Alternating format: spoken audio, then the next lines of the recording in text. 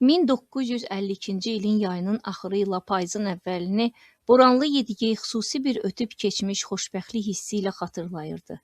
Yedigeyin əvvəlcədən dedikləri yuxu kimi çin olmuşdu. Həmin o sarı özək kərtənkələlərinin günəşdən qorunmaq üçün evlərin kənarına gələn vaxtların dəhşətli istisi birdən-birə çəkildi.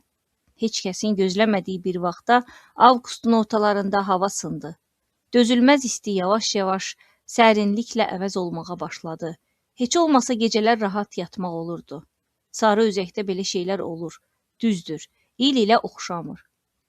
Qışı həmişə eynidir, həmişə sərtdir, amma yayda hərdən görürsən ki, insafa gəlir. Bir dəfə Yelizarov danışırdı ki, belə şey atmosferin yuxarı qatlarındakı hava axınlarında böyük dəyişikliklər baş verəndə olur. Yelizarov belə şeylərdən danışmağı xoşlayardı. O deyirdi ki, yuxarıda sahilləri, daşan axmazları olan görünməz çaylar axır. Bu çaylar daimi dövrədə olub, güya yer kürəsi ətrafında cərəyan edir. Yer küləklərin əhatəsində üzür. Elə zamanın axını da bu deməkdir. Yelizarova qulaq asmaq maraqlı idi. Belə adamları hələm-hələm tapmaq olmaz. Nadir adamdır. Boranlı Yedigeyin ona böyük hörməti vardı. Onun da Yedigeyə. Hə, deməli sarı özəyə qızmar vaxtlarda hərdən sərinlik gətirən həmin səma çayı nədənsə öz hündürlüyündən enir, endikcə də Himalay dağlarına dirənir. Himalay Allah bilir nə uzaqlıqdadır, amma dünya miqyasında belə çıxır ki, o qədər də uzaq deyil. Hava axını Himalaya dəyib geri qayıdır. Hindistana, Pakistana toxunmur. Orada istilik elə istiliyində qalır. Amma geri qaydanda yayılır sarı özəyə. Çünki sarı özək açıq dəniz kimi bir şeydir. Heç bir maneəsi filanı olmayan genişlikdir. Həmin çay Himalaydan sərinlik gətirir. Hər nəysə, söhbət ondadır ki, o ilin yayın axırı, payızın əvvəli doğrudan da adama fərəh gətirirdi. Yağış dediyin sarı özəkdə tək-tək tapılan şeydir. Hər yağan yağışı hələm-hələm yaddan çıxmır. Amma o bircə yağışı Boranlı Yedigey ömür billah yaddan çıxarmayacaq. Əvvəlcə göyü bulud aldı. Heç inanmaq olmurdu ki, sarı özəyin toxtayıb durmuş göyünün qızmar boşluğu buludla dolarmış. Ətraf elə buxarlanıb qızdı ki, elə bir təndir hənir idi. O gün Yedigey vaqonları qoşurdu. Razyezdə çınqıl və təzə şam ağacından şpallar gətirmiş 3 platforma boşaldıqdan sonra hələ də öz yerində dururdu. Onları ta dünəndən boşaltmışdılar. Həmişə olduğu kimi bu dəfə də qofa-qova salıb ay aman tez boşaldın deyib tələstirirdilər. Sonra məlum oldu ki, heç tələsmək lazım deyilmiş. Boşaldılandan sonra platformalar yarım gün boş-boşuna dayanmışdı. Boşaltmaya hamı girişmişdi. Qazanqab, Abutalıb, Zərifə, Ukubala, Bikə, qərəz kim ki xəttə məşğul deyildi, hamını bu təcili işə göndərmişdilər. O vaxtda işlərin hamısı əllə görülürdü. İsti də isti idi ha. Deyən gərək bu platformalar hökmən bu istidə gələydilər. Ancaq çarə nədir? Deyirlər lazımdır, deməli lazımdır. İşlədilər. Ukubalanın ürəyi bulandı. Sifraq elədi. Qızmış şpalların qatranlı qoxusunu götürmürdü. Məcbur oldular göndərsinlər evə. Sonra arvadların hamısını evə yolladılar. Evdə uşaqları isti əldən salmışdı. Təkcə kişilər qaldı. Canları çıxdı, amma işi görüb qurtardılar. O biri gün elə yağış qabağı vaqonlar kumbelə gedən yük qatarına qoşulub göndərilməli idi. Manevr eləyib vaqonları qoşanda Yedigeyin istidən nəfəsi kəsilmişdi. Ona elə gəlirdi ki, boğanaq əskər hamamındadır. Bundansa gün yandırsaydı daha yaxşı idi. Bəxtindən elə maşinist düşmüşdü ki, işi uzadırdı. İndi 2 qat olub gir vaqonların altına görüm necə girirsən. Yedigey də cana gəlib söyürdü o maşinistin 7 arxa dönənini. Maşinist də ondan geri qalmır, cavabını qaytarırdı. Çünki paravoz ocağının böyründə halı onunkundan da betərdi. İstidən təntiyib gicəlmişdilər. Şükür Allaha, axır ki yük qatarı üzülüşüb getdi. Boş platformaları da apardı. Bax, elə bu vaxt şıdırğı yağış başladı. Yer sanki bir anda qovuqlanan gölməçələrlə qabardı. Başladı nə başladı? Şıdırğı bir yağış. Deyilənlər doğrudursa, Himalayın qarlarında soyuyub sərinləmiş yağış. Sən bir Himalaya bax. Yedigey evlərinə yüyürdü. Heç özü də bilmədi ki, niyə yüyürdü. Elə belə. Ax yağışa düşən adam ya evə qaçar, ya da başqa bir daldaya. Adətdir. Yoxsa belə yağışdan da adam qaçıb gizlənər. Bu həqiqəti o ancaq Kutubayevin ailəsini görəndən sonra başa düşüb dayandı. Abutalıb, Zərifə, oğulları Daul, Ermək Baraklarının qabağında əl-ələ verib yağışın altında yallı gedirdilər. Bu mənzərə Yedigeyi sarsıtdı. Ona görə yox ki, onlar yağışın altında şənlik eləyib oynayırdılar. Ona görə ki, bayaq Abutalıbla Zərifə işdən evə onun üçün tələsirmişlər ki, yağış vaxtı uşaqları ilə bir yerdə olsunlar. Yedigeyin ağlına belə şey gəlməzdi. Amma onlar uzaq yerlərdən Aral dənizinə gəlib çimən qazlar kimi şır-haşır yağan yağışın altında çimişir, atılıb düşür, çığırışırdılar. Bu onlara göydən göndərilmiş bir bayramdı. Sarı üzəkdə yağış həsrətindən yanıb kabab olmuşdular. Yedigey onları görəndə sevinç qarışıq bir kədər duydu qəlbində. Boranlıya sığınmış bu kül, küf, adamların işıqlı bir dəqiqəyə necə can atdıqlarını görəndə Yedigeyin onlara həm gülməyi gəlirdi, həm yazığı. Abutalıb onu görəndə üzgüçülər kimi əl-qol ata-ata yağış pərdəsi dalından səsləndi. Yedigey, gəl bura! Yedigey əmi deyib uşaqlar sevinə-sevinə ona tərəf yürüdülər. Yedigeyin sevimlisi olan Ermekin onda 3 yaşı hələ tamam olmamışdı. Uşaq qollarını açıb ağzına yağış dola-dola ona tərəf yürüyürdü. Onun gözləri təsvir edilməz bir sevinç, qəhrəmanlıq və şeytanlıqla parıldayırdı. Yedigey onu qaldırıb havada fırlatdı. Kişi ağlına gətirə bilmirdi ki, daha neyləsin. Elə bu vaxt onun qızları Səulə ilə Şərafət çığıra-çığıra tinin dalından çıxdılar. Onlar Abutalibgilin səsinə gəlmişdilər. Qızlar da çox sevinirdilər. Ata gəl qaçaq deyə qızlar təkid etdilər. Bu Yedigeyin tərəddüdünü götürdü. İndi onların hamısı birləşib kəsmək bilməyən yağışın altında şitlik eləyir, oyun çıxardırdılar. Yedigey Ermeki qucağından yerə qoymurdu ki, birdən uşaq çökəyə zada düşüb boğular. Abutalib da onun kiçik qızı Şərafəti boynuna mindirmişdi. Onlar beləcə yürür, uşaqları əyləndirirdilər. Ermek Yedigeyin qucağında atılıb düşür, ağzına yağış dolanda sifətini onun boynuna qısırdı. Bu mənzərə elə təsirli idi ki, oğullarının Yedigey əmisinin qucağında belə sevindiyi üçün Abutalibla Zərifənin minnətdarlıqla parıldayan baxışları Yedigeyin gözündən yayınmadı. Kutubayevgilin yağışın altında düzəltdikləri bu oyun elə Yedigey ilə qızlarının da ürəyindən idi. Yedigeyin özündən asılı olmayaraq Zərifənin gözəlliyinə fikir verdi. Yağış onun siyah tellərini çöhrəsinə, boyun boğazına, çiyinlərinə dağıtmışdı.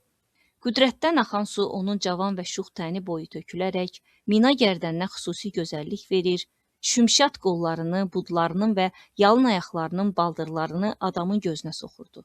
Gözləri şən bir ötkəmliklə parıldayır, inci dişləri sevinclə ağarırdı. Sarı üzəyin yağışı nə ata yemdi, nə eşşəyə yük. Qar yavaş-yavaş əriyib yerə hopur. O ki qaldı yağışa, yağış ovuc içində civə kimi bir şeydi. Dikdən axıb çökəyə, dərəyə dolacaq. Köpüklənib, şırıldayıb, çəkilib gedəcək. Üstündən heç bir dəqiqədə keçməmişdi ki, hər yeri sel su başına götürdü. Şığıyıb axa-axa köpüklənib daşdı. Onda boranlılar bu təbii arxların üstündən tullanmağa başladılar.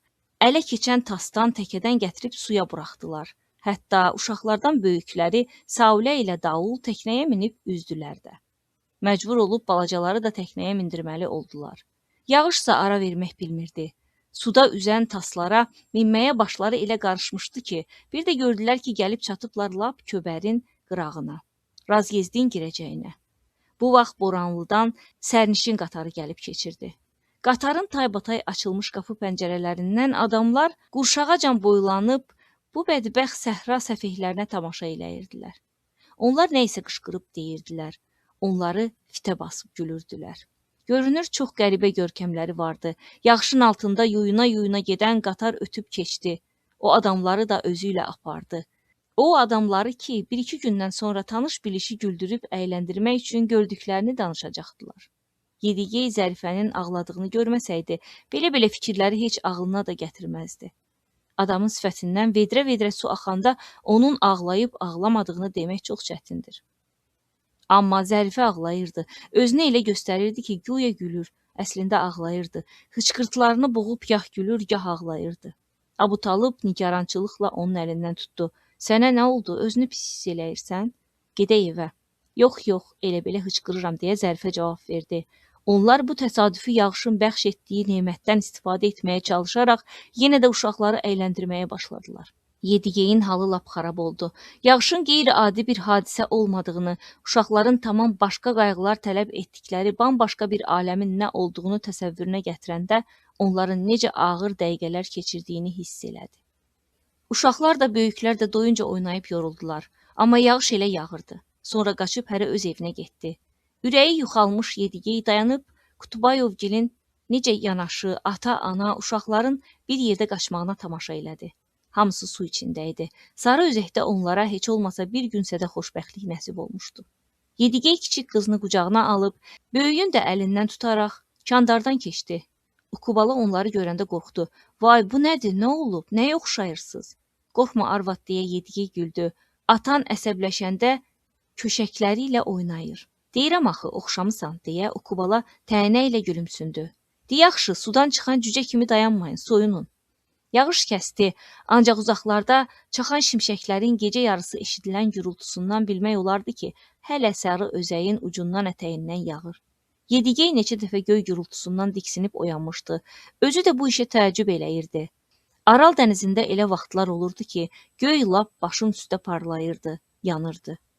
Oranın həyatı bambaşqaydı. Həftə 8 mən 9 şimşək çaxıb göy guruldayırdı. İndi Yedigey hər dəfə oyananda kipriklərini aralayıb çölün müxtəlif yerlərində parlayan şimşək çaxmalarının pəncərəyə düşən tutqun əksini görürdü. O gecə yenə də Yedigeyin yuxusuna cəhbə girmişdi. Görürdü ki, düşmən atəşi altında yerə yatıb. Amma mərmilər səssiz partlayırdı. Partlayışdan qara fəvvarələr kimi sovrulan torpaq bir ləhsə havada donuxur, sonra aşağı tökülür. Belə partlayışlardan biri onu qaldırıb havaya atdı. O da ürəyi ağzında dəhşətli bir boşluğa enməyə başladı. Sonra o həmləyə keçdi. Özləri də çoxdular. Həmləyə keçən saysız hesabsız boz şinelli əskər vardı. Amma sifətlərini seçmək olmurdu. Ona elə gəlirdi ki, əli avtomatlı şinellilər öz-özünə qaçır. Şinellilər urra qışqıranda Yedigeyin yolunda yağışdan islanmış, gülə-gülə yaxınlaşan Zərifə peyda oldu. Bu çox qəribə bir vaqiə idi. Çitdonda, pəjmürdə, çöhrəsi dalğa-dalğa su, gülə-gülə. Yedigeyin ləngimək üçün macalı yoxdu. Bilirdi ki, həmləyə qalxıb. Bircə onu deyə bildi. Niyə gülürsən Zərifə? Pis əlamətdir. Mən gülmürəm, ağlayıram deyə o yenə şaqqanaq çəkə-çəkə yağış seli altında cavab verdi. Ertəsi gün o istədi ki, yuxusunu Abutalibla Zərifəyə danışsın. Ancaq fikrindən döndü. Yuxusu ona bəd göründü. Axı niyə onların kefini bulandırsın? O gür yağışdan sonra istinin üzü sarı özəkdən döndü. Qazanqap demişkən yayın bəyliyi qurtardı. Hələ hərdən isti günlər qayıtsa da dözmək olurdu.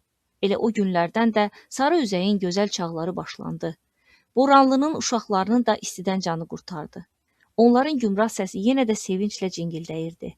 Bu yanda da Kumbeldən xəbər gəldi ki, Qızıl Ordadan qovun qarpız gəlib.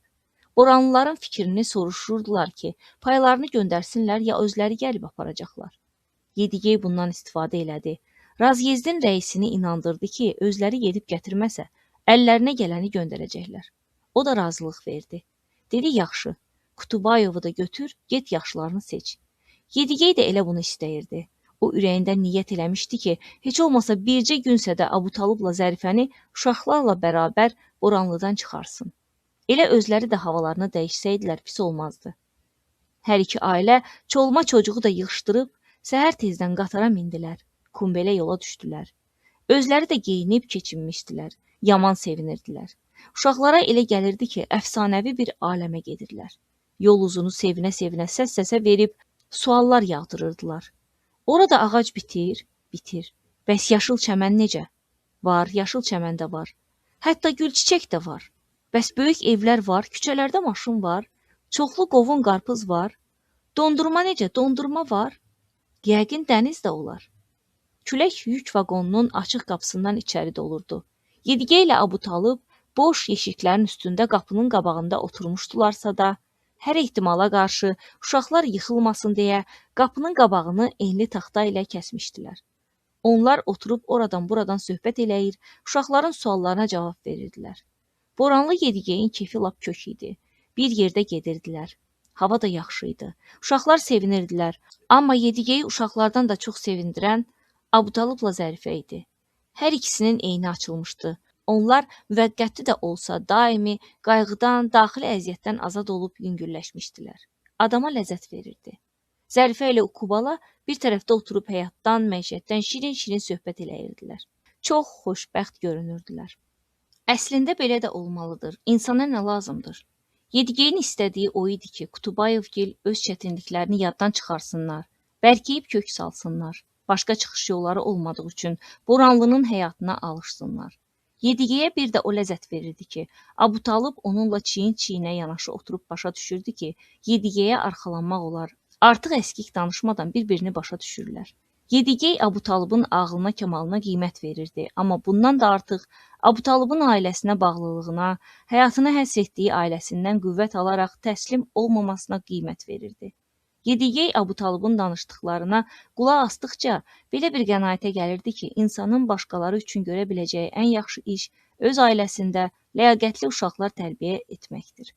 Özü də başqasının köməyi ilə yox. Gün və gün, addım və addım özünü təpədən dırnağa bu işə həsr eləməlisən. İmkanın olduqca uşaqlarının yanında olmalısan. Elə söz məsəli Sabitcanı götürək. Daha onu haralarda oxutmamışdılar.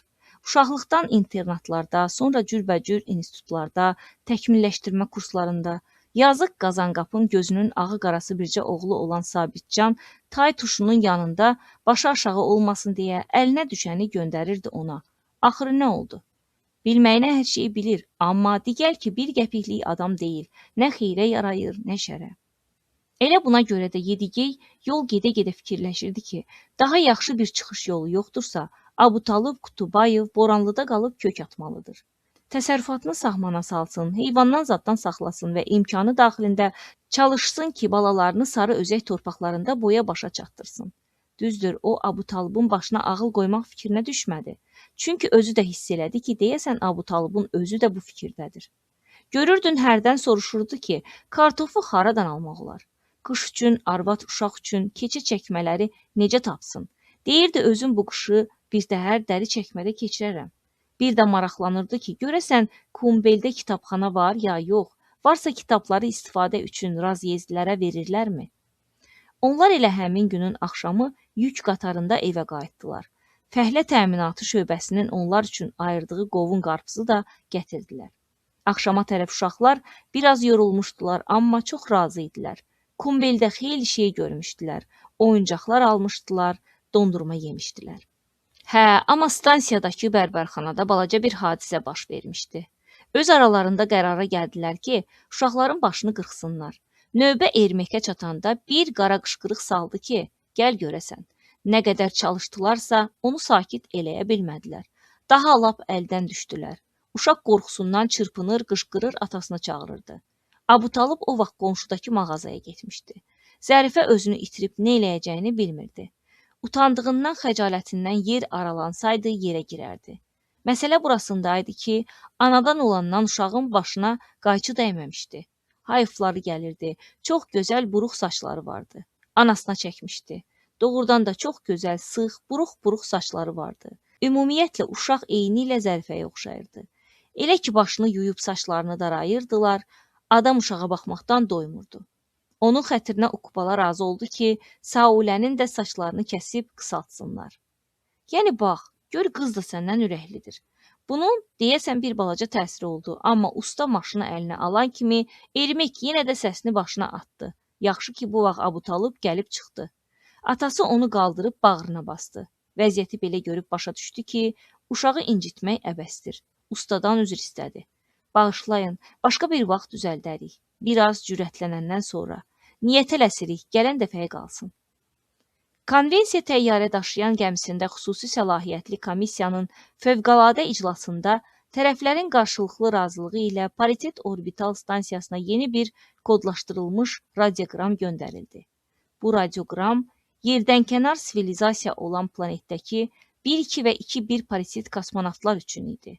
Onlar xəbərdar edildilər ki, Birləşmiş İdarə Mərkəzinin xüsusi göstərişi olmadan yerlərindən tərpənməsinlər. Hər hansı bir təşəbbüsdə olmaq onlara qəti surətdə qadağan edilir. Müşavirə yenə də bağlı qapılar dalında gizli keçirilirdi. Konvensiya təyyarə daşıyan gəmisi yenə də əvvəlki yerində idi.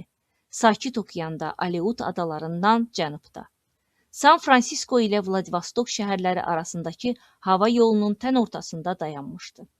Əvvəlki kimi yenə də dünyada heç kimin xəbəri yox idi ki, son dərəcə böyük bir qalaktikalar arası hadisə baş vermişdi. cazib günəşinin sistemində yerdən-kənar sivilizasiyası olan yeni bir planet kəşf edilmişdir. O planetin şuurlu sakinləri yerdə yaşayan insanlarla əlaqəyə girmək arzusundaydılar. Fövqəladə müşavirədə tərəflər bu qeyri-adi və gözlənilməz məsələnin hər üzünü müzakirə etdilər. Həm leyhinə, həm də əleyhinə.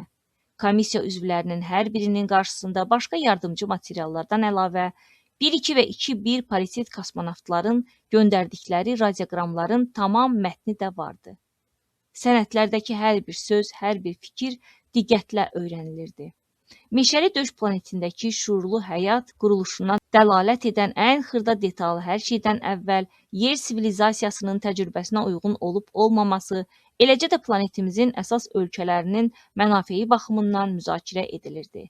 Hələ heç bir insan belə problemlərlə qarşılaşmamışdı.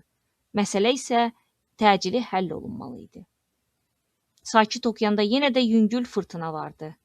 Kutubayevin ailəsi Sarı Özək yayının ən dəhşətli dövrünə dözüb, olan olmazlarını yığışdırıb Boranlıdan baş götürüb qaçmayanda, Boranlılar başa düşdülər ki, onlar daha buradan heç yana tərpənməyəcəklər. Abutalıb Kutubayev açıq-aşkar dirçəlmişdi. Yəni, dirçəlmişdi deyəndə ki, Boranlının qoşqusuna qoşulmuşdu. Söz yox, vaxt keçdikcə Razyezdin həyat şəraitinə alışırdı. O da başqaları kimi deyə bilərdi ki, Boranlı dünyanın lap zay yeridir. Haqqı da vardı bir yerə ki, işlədilməli və hətta içməli su da dəmir yolu ilə sisterində gətirilsin, daha bu yerdən nə ummaq olar? Kimin ürəyindən təmiz, sərin su keçirdisə, gərək dəvəyə minib itin quduran yerində quyudan tuluqlarda su gətirəydi. Belə şeyə də ancaq Qazanqapla Yedigey ürək eləyə bilərdi. Bəli, 52-ci ildə, lap 68-in özünəcən nə qədər ki Razyezdə elektrik külək dərinlik nasosu qoymamışdılar, vəziyyət belə idi. O vaxtlar belə şeylər onların heç xəyalına da gəlmirdi. Bütün bu çətinliklərə baxmayaraq, Abutalıb nə Sarı Özək çöllərini, nə də Boranlı Razyezdini pisləmirdi. Pisi pis kimi, yaxşını da yaxşı kimi qəbul edirdi. Axı torpaq neyləsin, torpağın heç kimin yanında təqsiri yox idi. Adamın özü gərək bir qərara gələydi ki, bu yerlərdə yaşasın ya yaşamasın. Buna görə də burada yaşayan adamlar çalışırdılar ki, güzaranlarını mümkün qədər rahat qura bilsinlər. Kutubayevgil başqa gedəsi yerləri olmadığı üçün Boranlıda qalmaqlarını qətiləşdirəndən və buna görə məskənlərini möhkəmləndirmək lazım gəldiyini başa düşəndən sonra gördülər ki, ev işləri ilə məşğul olmağa vaxtları çatmır. Söz yox, onlar hər gün öz növbələrində işləməli idilər. Amma boş vaxtlarında o qədər iş çıxırdı ki, çoxuna əlləri çatmırdı. Evlərini qışa hazırlayanda Abutalıb lap əldən düşdü. Sobanı təzədən hörmək lazım idi, qapının dəlmə deşiyini tutub bərkitmək, pəncərə çərçivələrini möhkəmlətmək gərəkdi. Belə işlərdə onun o qədər də səriştəsi olmasa da, Yedigey onu tək qoymur, kömək eləyir, ürəkdirək və material verirdi. Ambarın yanında düz zirzəmi qazmağa başlayanda, Qazanqap da kənarda qalmayıb köməyə gəldi. Onlar üçlükdə balaca bir zirzəmi düzəldib, üstünü köhnə şpallarla, küləş və gillə örtdülər. Möhkəm bir qapı da düzəltdilər ki, qonum-qonşunun heyvan zadı zirzəmiyə düşməsin. İşlər işləyən vaxt Abutalbın uşaqları əl-ayağa dolaşsalar da, onlara acıqlanmırdılar. Deyirdilər, elə-belə yaxşıdır. Yedigey ilə Qazanqap Abutalıba təsərrüfat düzəltmək üçün nə eləmək lazım gəldiyi barədə öz aralarında bəzi şeylər fikirləşmişdilər. Qərara gəlmişdilər, yazbaşı onun üçün bir sağmal dəvə ayırsınlar. Məsələnin çətinliyi orasında idi ki, Abutalıb dəvə sağmağı öyrənməli idi. Axı dəvə inək deyil, ayrı cür sağılır. Dəvəni gərək ayaq üstə sağasan. Çöldə dalıcan gəzəsən. Ən vacibi də köşəyi qorumaqdır. Gərək vaxtında əmməyə buraxıb, vaxtında da ayırmağı bacarasan. Qərəz qayğısı çoxdur. Hər işin qaydasını bilməlisən. Ancaq Yedigeyi hər şeydən çox sevindirən Abutalыбın nəinki təsərrüfatla, nəinki hər iki ailənin uşaqları ilə məşğul olmağı, Zərifə ilə birlikdə onlara oxumaq, şəkil çəkməyi öyrətmək idi.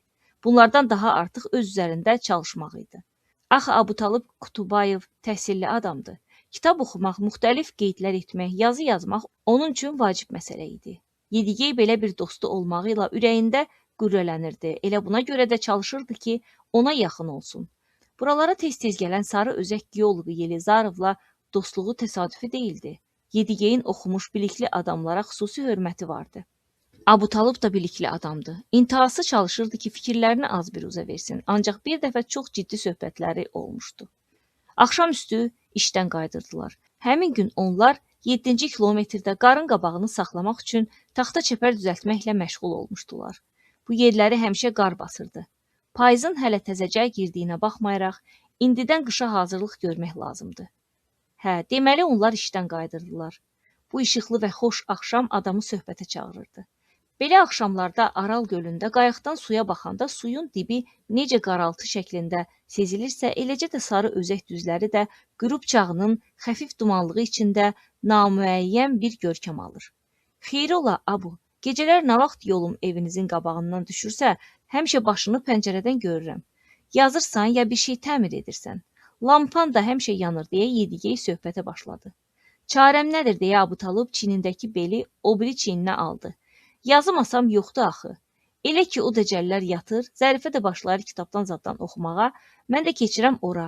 Bəzi qeydlər eləyirəm. Müharibədən, nə qədər ki yadımdadır, əsasən Yugoslaviya illərini yazıram. Vaxt keçdikcə onlar da uzaqlaşır. O sözünə ara verdi. Mən hey fikirləşirəm ki, görən uşaqlarım üçün nə eləyə bilərəm. Yedirtmək, içirtmək, tərbiyə eləmək bunlar olmalıdır, aydın məsələdir. Bu barədə əlimdən gələni eləyəcəyəm. Mən elə şeylərdən keçmişəm, elə sınaqlardan çıxmışam ki, bəlkə də başqası heç 100 ilə də elə şeylər görə bilməz. Amma mən hələ də yaşayıram, nəfəs alıram. Görünür, Talih mənə bu imkanı ona görə verib ki, bir söz deyim. İlk növbədə öz uşaqlarım üçün. Madam ki, onları dünyaya gətirmişəm, bəlkə də yaşadığım həyat üçün onların qarşısında hesabat verməliyəm. Əlbəttə, söz yox, hamıya aid olan ümumi bir həqiqət var. Amma bundan başqa, hərənin özünə məxsus bir düşüncəsi də var. Bu anlayış bizimlə də gedəcək. İnsan bu dünyanın keşməkeşində həyatla ölüm arasında hərlənən zaman onu azı 100 dəfə öldürə bilər, amma sağ qalar. Çox şeyi öyrənər, xeyir və şər, həqiqət və yalan. Dayan bir görüm deyə Yedigey təəccüblə onun sözünü kəsdi. Bəlkə də dediklərin doğrudur. Oğlanların hələ uşaqdır. Bərbər maşınından qorxurlar. Onlar sənin yazdıqlarından nə anlayacaqlar? Elə ona görə də yazıram. Fikirlərimi onlar üçün qoruyub saxlamaq istəyirəm. Heç kim əvvəlcədən deyə bilməz ki, nə qədər yaşayacaq. Elə bax, ta sırağa gün fikir məni elə aparmışdı ki, axmaq kimi az qala qatarın altına düşəcəkdim. Qazanqap özünü yetirdi. Yamanca da abrımı aldı. Gərək deyir uşaqların bugün diz çöküb Allaha şükür eləsinlər. Düz deyir. Sənə neçə vaxtdır deyirəm, Zərifəyə də demişəm. Yedigey də hirsləndi. Fürsətdən istifadə edib öz sözlərini də dedi. Relsin üstü ilə elə gedirsən ki, güya paravoz yoldan çıxıb sənə yol verməlidir. Oxumuş adamsan, nə qədər demək olar? Sən indi dəmir yolçusan, amma elə davranırsan ki, elə bil bazardasan. Zarafata salma, iş çıxardarsan. Elə şey olsa, təqsirkar özüm olaram, deyə o, qaş-qabaqla razılaşdı. Sən əvvəlcə mənə qulaq as, qoy sözümü qurtarım, sonra danlayarsan. Söz gəlişi dedim, danış, qulaq asıram. Keçmiş vaxtlarda adamlar uşaqlarına miras qoyub gedirdilər, var dövlət. Bu miras xeyrə idi, şərə idi, bilmək olmurdu. Gətirməyinə baxırdı. Bu barədə kefin istəyən qədər kitab nağlı yazılıb, o dövrlərə aid tamaşalar oynanır. Mirasın bölüşdürülməsini, sonradan vərəsələrin başına gələn işləri göstərirlər. Soruşa bilərsən neçin? Onun üçün ki, çox vaxt həmin var dövlət əyri yollarla yaranmış olurdu. Başqalarının əziyyəti bahasına, başqalarının zəhməti hesabına, yalanla palanla. Buna görə də onlar binasından şər, günah, insafsızlıq mənbəyi olub. Mən özümə təskinlik verirəm ki, şükür Allaha, biz belə şeylərdən uzağıq. Mənim qoyduğum mirasdan heç kim korluq çəkməyəcək. Bu ancaq mənim ruhum, mənliyim, yazılarım olacaq.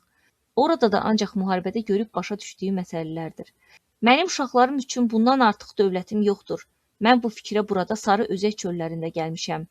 Həyat məni sıxa-sıxa gətirib bura ki, yox olum gedim. Mən də nə fikrim varsa hamısını yazacağam. Gümanım var, vaxt gələr uşaqlarımın simasında arzularım yerinə yetər. Mənim eləyə bilmədiklərimi onlar eləyərlər. Onların həyatı bizimkilərdən də çətin olacaq. Qoy cavan yaşlarından başlarına ağıl yıxsınlar. Bir müddət hər öz fikirlə məşğul səssiz yeridilər. Belə-belə sözlər eşitmək Yedigəyə qəribə gəlirdi. Ona təəccüblü görünürdü ki, dünyada həyatın mənasını belə də başa düşmək olarmış. Buna baxmayaraq o istədi ki, onu təəccübləndirən məsələni aydınlaşdırsın. Hamı deyir, lap elə radionun özü də deyir ki, uşaqlarımız bizdən yaxşı, bizdən rahat yaşayacaqlar. Amma sən tərsinə deyirsən. Deyirsən ki, onların vəziyyəti bizimkindən ağır olacaq. Atom müharibəsi olacaq, deyirsən. Yox, canım, məsələ təkcə onda deyil. Dava bəlkə də heç olmadı, olsa da bu tezliklə olmaz. Söhbət çörəkdən getmir. Onu demək istəyirəm ki, çərxi fələyin sürəti artır. Onlar hər şeyi özləri öyrənməyə, özləri dərk etməyə məcbur olacaqlar. Hələ üstəlik, biraz da bizim əməllərimizə cavab verməli olacaqlar. Düşünmək isə həmişə ağır iş olub. Ona görə deyirəm ki, onların işi bizimkindən ağır olacaq. Daha Yedigey bərkinə durmadı ki, niyə düşünmək həmişə ağır olub? Özü də çox nahaq yerə. Sonralar bu söhbəti yada salanda çox heyfsilənirdi. Gərək soruşaydı, öyrənib biləydi onun mənası nə deməkdir. Bunları niyə deyirəm? Abutalıb Yedigeyin şübhələrinə cavab vermiş kimi davam etdi. Balacaların gözündə böyüklər ən ağıllı, ən nüfuzlu adamlardır. Böyüyəndən sonra görəcəklər ki, demə, müəllimləri, yəni biz göründüyü kimi o qədər də çox bilən və ağıllı adamlar deyilmişik. Onlara gülmək də olarmış. Qocalıq vaxtları keçmiş tərbiyəçiləri bəzən onlara çox miskin görünəcək. Bəli, fələyin çərxi sürətini get-gedə artırır. Amma zənnimcə biz özümüz haqqında son sözü özümüz deməliyik. Əcdadlarımız bunu əfsanələrində deməyə çalışıblar. Onlar öz böyüklüklərini sonraki nəsillərə sübut etməyə çalışmışlar. Biz də əcdadlarımıza onların əfsanələrdə əks olunmuş ruhu əsasında qiymət veririk. Mən də buna görə əlimdən gələni eləyirəm ki, uşaqlarım bizi tanısınlar. Mənim əfsanələrim mənim hərbi illərimdir. Partizan dəftərlərimi onlar üçün yazıram. Necə olub, elə. Nə görmüşəm o, başıma nə gəlibsə onu. Böyüyəndə lazımları olar. Bunlardan başqa da bəzi fikirlərim var. Uşaqlar sarı özəkdə yaşamalı olacaqlar. Mənim fikrim odur ki, onlar böyüyəndən sonra elə bilməsinlər ki, boş yerdə böyüyüblər. Bizim qədim mahnıları yazmışam. Biraz keçsə, onlar da yaddan çıxıb itəcək. Mənə qalsa o mahnılar bizim keçmişimizdən xəbər verir. Heç demə sənin Ukubala belə mahnılardan çox bilir. De ki, hələ təzələrini də yada salıb oxuyacaq. O eləyər, oxuyar, soyu kökü araldandır axı. Deyimindən görünürdü ki, Yedigeyi bu çox öyündürür. Aral qazaqları sahildə yaşayırlar. Dəniz görəndə də adamın oxumağı gəlir. Dəniz hər şeyi hiss eləyir.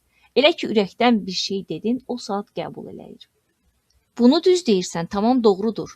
O gün yazdıqlarımı bir də oxudum. Zərifə də, mən də qəhərləndik. Az qalmışdı ki, ağlayaq. Qədimlərdə nə qədər gözəl oxuyurmuşlar. Hər mahnı bir tarixdir. O adamlar hamısı gəlib durur gözünün qabağında. Adam istəyir ki, onlara qovuşub, can bir qəlb olsun. Onlar kimi sevmək və əzablara dözmək istəyirsən. Sən gör özləri haqqında necə xatirə qoyub gediblər. Mən Qazanqapın Bikəsinə də demişəm ki, öz Qaraqalpaq mahnılarını yadına salsın. Ayrı dəftərə yazacağam. Qaraqalpaq dəftərimiz də olacaq. Onlar beləcə söhbət eləyə-eləyə dəmir yolu boyunca gedirdilər. Çox qəribə idi.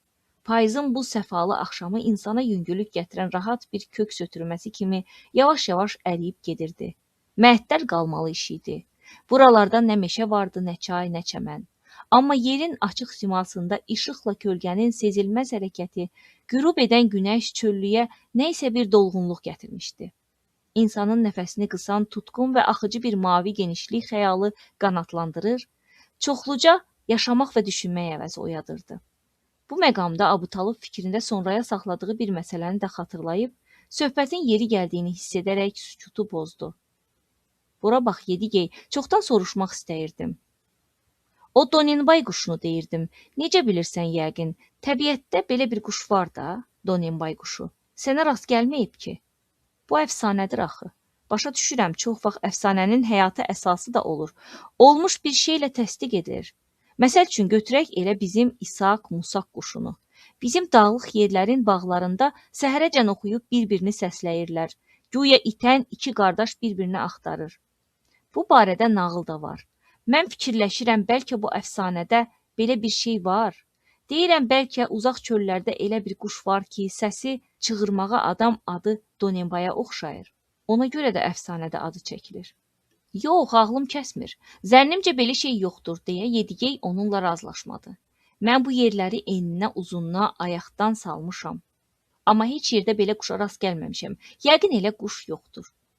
Bəlkə də Abutalıb fikirli-fikirli cavab verdi. Yedigey onun belə fikirli cavabından narahat olub soruşdu. Necə ki, belə bir quş yoxdursa, deməli əfsanə də düz deyil? Yox, niyə ki? Bəs Anabeyt qəbristanlığı nədir? Deməli, nəsə bir şey olub da. Bir də mənə qalsa, elə bilirəm Donenbay quşu var.